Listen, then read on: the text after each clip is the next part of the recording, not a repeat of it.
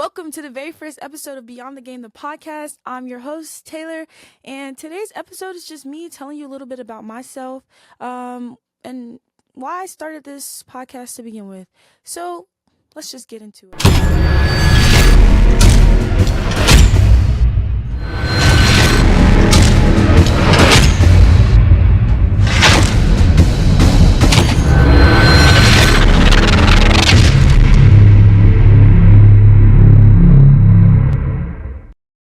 Okay, let's get into it.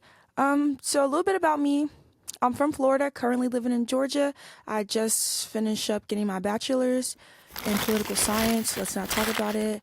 I graduated though, so that's always a good thing. I played basketball at Nova Southeastern University and later transferred to Oglethorpe University where I finished out my career. Before that though, I ran track for 12 years. And yeah, let's talk a little bit about that. Let's talk about my journey from running track to becoming a basketball player. So, as I already said, I ran track for 12 years.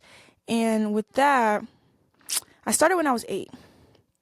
And when I started, I really only started because my brothers were doing it and my dad was the coach.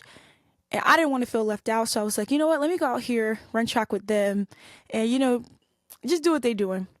So my first year running, I hated it. They had me running the 800. When you run the 800, you are freaking training like you're just training like you're running a marathon, which is, in my opinion, so unnecessary. But I know the track people out there are going to be like, it is necessary so that you can run a fast 800. I get it. But when I was 8 years old, I didn't think that way. So to me, I didn't understand why they had me running the lake. If you know what the lake is, then you know. That lake was something serious. I cried almost every practice. I just didn't really like it. But I ended up making it to the Junior Olympics at 8 years old, and my least favorite event, the 800. And after that year, I was like, I'm not doing this. Like, track is not for me. I'm just going to sit at home and do nothing.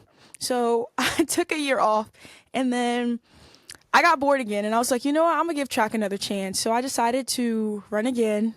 So 10 years old, running track again. They still had your girl doing the 800. Why? I don't know. I do know, but that's beside the point. But they still had your girl doing the 800. And they added the 400 and 200, so I felt a little better because I was like, okay, I like the 400, so maybe I can get good at this and they'll stop making me run 800. It didn't happen, guys. I'm here to tell you it didn't happen. I got good at the 400, but from the time that I started again at 10 years old until like 8th grade, middle school year, I made it to the Junior Olympics every single year. And guess what event? If you said the 800, you were right. I made it every year in the 800. I just couldn't get away from the 800. So they did let me do high jump, long jump. I did some hurdles. I did shot put. I attempted to throw discus before, I believe, but it didn't really work out. My favorite field event was the high jump though, because she had bunnies. Your girl had bunnies. If you know, you know. I was supposed to be dunking, but we'll get to that later. So that was really my journey for running track. Once I got to high school, my 9th grade year went well. My sophomore year went pretty well as well. But once I got to my junior year, we got new coaches. And in my opinion, the coaches didn't really cater to the kids that were already there because he essentially brought in his own players. I said players. Don't be mad at me. He essentially brought in his own runners.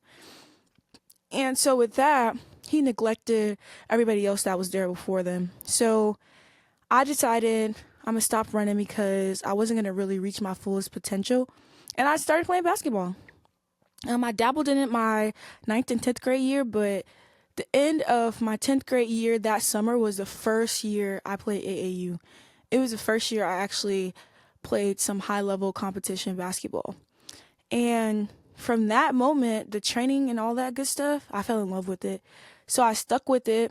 And my 10th grade and my 11th grade year, I did AAU. I played for my high school as well, and I was lucky enough to get some D1 looks, some D2 looks, like looks from everywhere. And I eventually end up signing to go play at Nova Southeastern University, where I spent 2 years. I didn't like it. It wasn't the fit for me, and I went through the recruiting process. Being that I was the first person in my family to ever go through it, I didn't really ask the right questions, so I ended up in a situation that wasn't really suited for me, and I had to transfer. I didn't have to transfer, but in order for me to continue to actually play basketball, the right thing for me to do was to transfer, because it was going downhill fast. For those that were there with me, y'all know, because I was in y'all room crying every night. But yeah, I feel like everything happens for a reason, though, because during that time, my 10th grade year, my mom ended up being diagnosed with breast cancer. And if I was at any other school, I wouldn't have been able to be there for her, help take care of my little brother, pick him up from school, and do all this thing while she battles cancer. And for that, I'm internally grateful, because I was able to be a part of my mom's healing journey. And she's about to be 5 years cancer free. Shout out to you, Sabrina. So yeah, it all worked out in the end. I ended up going to Oglethorpe University, and I ended up there because I knew one of the players on the team already. Shout out to her. We play AAU together. It's Nikki Reed. So yeah, I ended up going there because she was already there, and I wasn't really mentally stable, or I didn't really have the mental capacity to go through the transfer portal. I didn't really have, because of all the stuff I was dealing with. I just wanted to find a place where I knew I'd be okay at, and I could finish out my career. So I ended up going to Oglethorpe. Had the best season of my basketball career. I'm talking, we made it all the way to the Sweet 16. We were 17-0 at home, I believe, and we were 14-0 in conference. We had only lost one game, and it was like the second game of the season. So we were on the roll, and I was playing the best basketball I ever played in my life. Fast forward toward the end of the season, it was the 2020 season, and as we know, that's when COVID hit. Unfortunately, at the end of the season, I also dislocated my knee, tore my ACL, freak accident. I still blame the refs because they should have been calling fouls, but that's another story for a different day. But yeah, so I dislocated my knee, tore my ACL, the last game of regular season, and yeah, that was my career for that year. It was over in the blink of an eye. It was by far my favorite year, although it did end early due to the fact of COVID. We were all the way in Maine when they shut it down. That's the crazy thing. Like, we were on our way, I remember, we were on our way to shoot around, and the bus stopped, and everybody just knew, like, they're about to come on this bus and tell us the season's over, we can't play. And just like that, our season ended. So we did end on top because we hadn't lost a game, but at the same time, we were kind of sad because we could have went all the way. Like, our team that year built different. I don't care what nobody else say. We were built different. If you know, you know. And shout out to all those girls, because those end up being my favorite teammates. The best team I've ever played on. I built so many relationships with them, and shout out to all of y'all for being there for me during the tough time when I did end up tearing my ACL.